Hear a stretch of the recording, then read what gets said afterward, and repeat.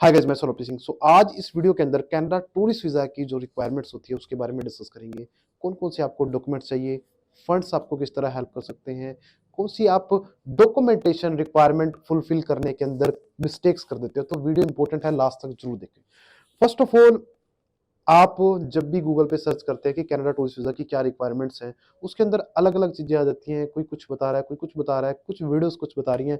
तो दोस्तों, Canada embassy ने अभी तक जो जब हम फॉर्म फिल करते हैं तो उसके अंदर सिर्फ एक हिंट हमें दिया जाता है कि यहाँ पे आप फाइनेंशियली डॉक्यूमेंट्स अपलोड कीजिए, यहाँ से आप बिजनेस रजिस्ट्रेशन अप्रूव कीजिए, यहाँ पे आप मैरिज सर्टिफिकेट डालिए। तो वो एक आपको हिंट दिया जाता है, लेकिन ऐसी official checklist Canada tourist visa की कनाडा की वेबसाइट पे अवेलेबल नहीं है। तो इसके अंदर हर पर्सन अलग अलग आपको डॉक्यूमेंट बताता है, जिसके कारण आपकी कंफ्यूजन होती है। मैं आपको हम कंटिन्यू हर एक फाइल पे वर्क करते हैं। काफी सारी ऐसी सक्सेस हो रही है जो हमने अचीव की है, वो कैसे अचीव की है, कौन से उनके डॉक्यूमेंट्स लगते हैं जिसके कारण उनका वीजा आता है। मैं आपके साथ बताऊंगा। फर्स्ट ऑफ ऑल देखो, 4% है मोस्टली जो अपना टूरिस्ट वीजा अप्लाई करते हैं।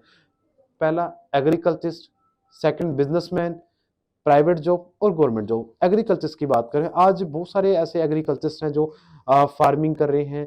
उनके डॉक्यूमेंटेशन हमें चाहिए होंगे, जे फॉर्म चाहिए होगा, उनका फर्ज चाहिए होगा। इनकम टैक्स रिटर्न अगर वो फिल करते हैं तो वेल एंड गुड है। According to Indian government law, agriculture को इनकम टैक्स एग्जम्प्ट है, बट आप इनकम टैक्स अगर नील की भर लेते हैं, 5 लाख तक बिलो की भर लेते हो, वो एक हमारे फाइनेंशियल एसेट में वर्क करता है कि हम फाइनेंशियली हमारी नेटवर्थ के अंदर भी वो ऐड ऑन हो जाता है। नेक्स्ट, आपके पास इनकम सर्टिफिकेट है, आपके पास कोई एफडी है, कोई आरडी है, आप एग्रीकल्चर के साथ डेयरी फार्मिंग का काम वर्क कर रहे हो तो उसके आप एमएसएमई रजिस्ट्रेशन, उसका अगर करंट अकाउंट है, then you can also show, आप वो भी आप इसके अंदर दिखा सकते हैं। सेकंड, इसमें बिजनेस, सेकंड पॉइंट की बात करता हूँ बिजनेसमैन की।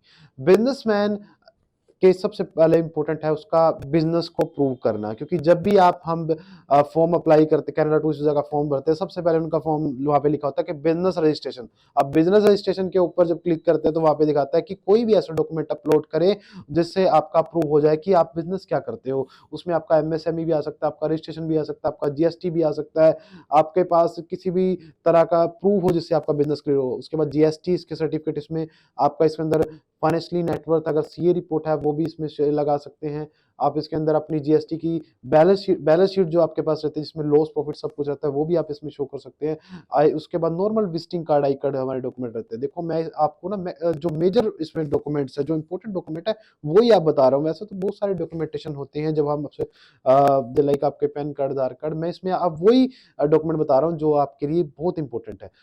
थर्ड पॉइंट की अगर बात करते हैं, प्राइवेट जॉब। जो भी पर्सन है प्राइवेट जॉब कर रहा है, उसकी सैलरी अकाउंट में आती होनी चाहिए, उनके पास सैलरी स्टेटमेंट होनी चाहिए, सैलरी स्लिप्स होनी चाहिए, उसके पास अपना आई कार्ड होना चाहिए, उसका ज्वाइनिंग लेटर, ऑफर लेटर, ये उसके पास जरूर होना चाहिए।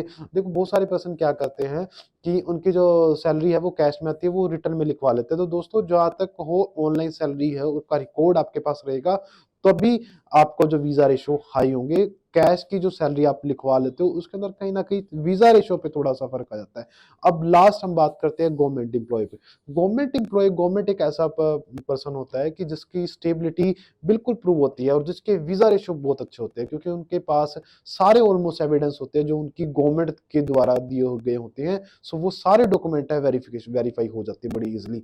गवर्नमेंट एम्प्लॉय को फॉर्म 16, आई कार्ड, उनकी सैलरी स्लिप, उनकी स्टेटमेंट, उनका अगर वो अलग से कोई इनकम टैक्स अपनी पर्सनली भर रहे हैं वो भी आप इसके अंदर शो कर सकते हैं, अपनी सीए रिपोर्ट, अपनी वैल्यूएशन, अपना ज्वाइनिंग लेटर, ऑफर लेटर, ये सारी चीजें आप प्रोवाइड कर सकते हैं, जिससे आपका जस्टिफिकेशन हो जाए कि आप जॉब वहां पे करते हैं। इसके अलावा बहुत सारे नॉर्मल डॉक्यूमेंट्स भी इसके अंदर होते हैं। मैं आपको, अगर हमें कॉन्टेक्ट करेंगे, मैं आपको चेकलिस्ट इसकी प्रोवाइड कर सकता हूं। दोस्तों, अब इन चारों कैटेगरी की फंड्स की मैंने कहीं पे बात नहीं करी, तो मैं अब आपसे फंड्स की बात करता हूँ।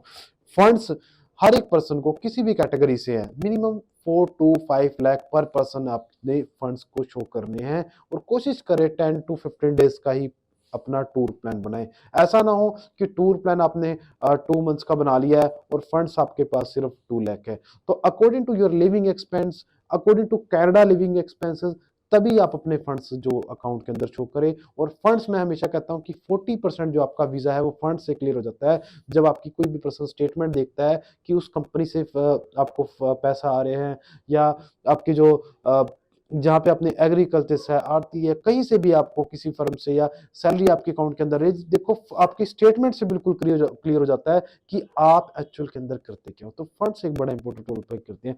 सो दोस्तों ये तो थे वो डॉक्यूमेंट जो आपको बिल्कुल नेसेसरी हैं कि आपको लेके ही जाने चाहिए। इसके अलावा हमारे पास बहुत सारे ऐसे डॉक्यूमेंट्स होते हैं जो आपकी फाइल को और भी स्ट्रॉन्ग कर सकते हैं। दोस्तों फाइलिंग के रिगार्डिंग, आपको कवर लेटर के रिगार्डिंग या टूरिस्ट वीज़ा आपको अप्लाई करना है, आपको किसी भी तरह की कोई भी इन्फॉर्मेशन चाहिए तो हमारे गिवन नंबर पे हमसे कॉन्टैक्ट कर सकते हैं। Thank you so much.